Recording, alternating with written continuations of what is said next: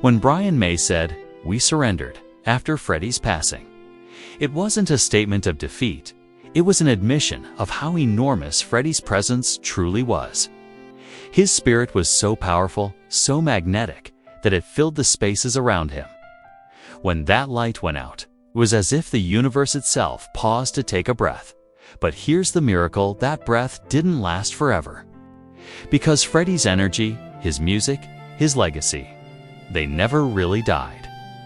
They live on every time someone hits play on Bohemian Rhapsody. Every time a crowd sings, "We are the champions." Every time a young musician somewhere in the world looks in the mirror and says, "I want to be bold. I want to be free. I want to be me." That's what Freddie gave us, permission to be unapologetically ourselves. He lived his truth fiercely, flamboyantly, and fearlessly. And that's why, even now, more than 3 decades after he left us, people still talk about him as if he's just gone on tour somewhere in the stars. Because that's the kind of artist he was. He didn't just touch your ears, he touched your soul. Freddie was a paradox, powerful yet gentle, wild yet thoughtful, larger than life yet deeply human. He could electrify a stadium one night and then sit quietly at a piano the next morning, lost in melody, crafting something the world would remember forever. His music wasn't just entertainment. It was emotion in its purest form, and behind that magic were people who loved him. The fans, you, me, us. Peter Freestone, his longtime friend and assistant, once said Freddie was always aware of the fans. He knew that without them, there would be no tours, no albums, no magic. That's why, no matter how famous he became, he always stopped to sign an autograph, to smile for a photo, to lift someone's spirit. He knew that one small act of kindness could make someone's entire day. That was Freddie Mercury, the man with a heart as big as his voice. And that's why, when we celebrate him today, we're not just remembering his songs. We're remembering the kindness, the warmth, and the beauty behind the legend. Freddie once said, "I won't be a rock star, I will be a legend." And he was right.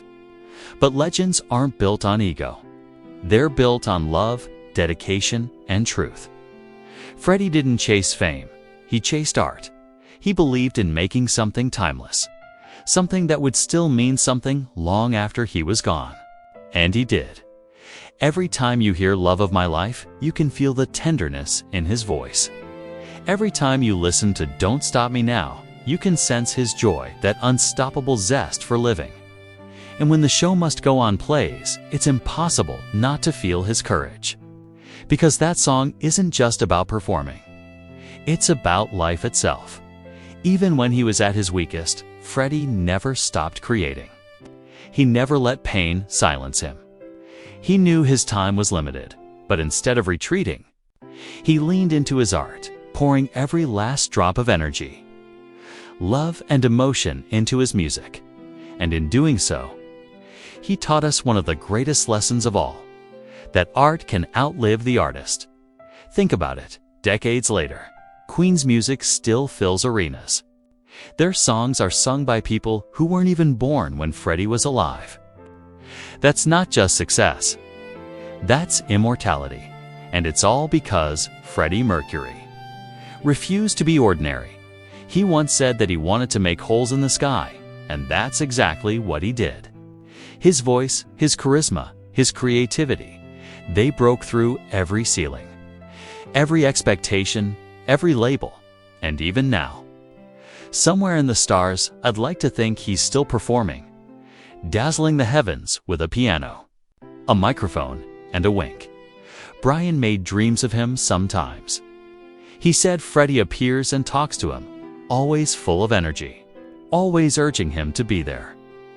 And maybe that's Freddie's way of reminding us too that we need to be here, fully present, living, loving, and creating, just like he did.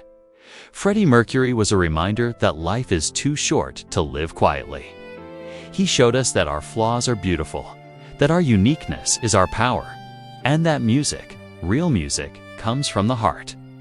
So, to everyone listening right now, to every fan who still sings along, who still gets goosebumps at that first note of Somebody to Love, who still feels that lump in their throat during These Are the Days of Our Lives, thank you, because keeping Freddie's memory alive isn't just about nostalgia, it's about love. It's about keeping the spirit of creativity, freedom, and compassion alive in a world that often forgets how to dream. If Freddie could see all of you, all of us, still here, still celebrating him, still moved by his music, he'd smile that mischievous smile and say, "Darling, the show really does go on, and it does so wherever you are. Take a moment to look up at the sky tonight. Maybe, just maybe, that twinkle you see isn't a star, it's Freddie, blowing yet another hole in the sky, because legends like him don't fade. They transform. They live on in music, in memory, in every heart that beats to their rhythm, and as long as there's a voice to sing, a heart to feel, and a dream to chase, Freddie Mercury will never truly be gone. He's here in every note, in every fan, in every act of courage to live authentically and love unconditionally. Thank you for listening. Thank you for keeping his flame alive. And remember, the show must go on. Asterisk, you've stayed with me until the end of this journey, and that means something truly special. Because when we talk about Freddie Mercury, we're not just talking about a singer. We're talking about someone who changed the way the world sees music, art, and individuality. We're talking about a man who turned pain into beauty, who transformed fear into courage, and who made love sound like an anthem that could echo across generations.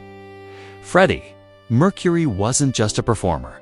He was an experience. Every note he sang, every move he made, every smile he flashed on stage came from a place of passion that can't be replicated. He didn't sing to impress. He sang to express. And that's what made him immortal.